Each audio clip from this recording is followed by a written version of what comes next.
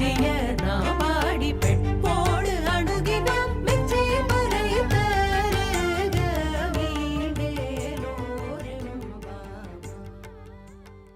ஒரு பக்தன் எப்படிப்பட்டவனாக இருக்க வேண்டும்? அச்சமே கீழ்களது ஆச்சாரம் என்றார் பாரதியார்.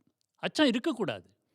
சுவாமி சொல்கிறார் அல்லவா, ஒரு பிரச்சனை வந்தால் என்கிட்ட ஓடி வந்து, பகவானே எனக்கு ஒரு பெரிய பிரச்சனை வந்துவிட்டது என்று சொல்லாதே. நீ அந்த பிரச்சனையிடம் போய் சொல், எனக்கு பின்னாலே ஒரு பகவான் என்னை காத்து கொண்டிருக்கிறார் என்று சொல் அப்படின்னார் இல்லையா? அந்த தைரியம் ஒரு பக்தனுக்கு வேண்டும்.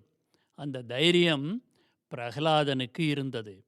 அவனுடைய தந்தை ஹிரண்யகசிபு கூறினார், யார் அந்த நாராயணன்? இந்த உலகத்துக்கே நான் தான் கடவுள்.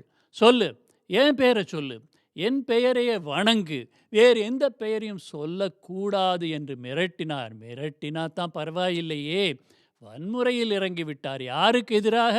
தன்னுடைய மகனுக்கு எதிராகவே வன்முறையில் இறங்கிவிட்டார். ஒரு மலை மேலே கொண்டு போய் அந்த பச்சிளம் பாலகனை உருட்டி விடுகிறார். அதுக்கு அவன் பயப்படலை. பயப்படாமல் ஓம் நமோ நாராயணா என்று அஞ்சாமல் சொன்னான். அது மட்டுமல்ல, பாம்பை கொண்டு கடிக்க விட்டார். கழுத்து வரை மண்ணிலே புதைத்து யானையை கொண்டு இடறவிட்டார். என்னென்னமோ இப்படி துன்பங்கள் கொடுத்து கொண்டே இருந்தார். நமக்கும் நடக்கும். வாழ்க்கையிலே மனிதனுக்கு கஷ்டம் வரும். உடனேயே, என்ன சாமி நீ ஒன்றும் பிரயோஜனம் இல்லை, என்ன நீ கைவிட்டுட்ட என்று சொல்லுகிறவர்கள் ஓடி போய்விடுகிறார்கள். மேற்கொண்டு அந்த கடவுளை கும்பிடுவதில்லை. இன்பம் என்பது இரண்டு துன்பங்களுக்கு இடையிலே இருக்கின்ற ஒரு புள்ளி.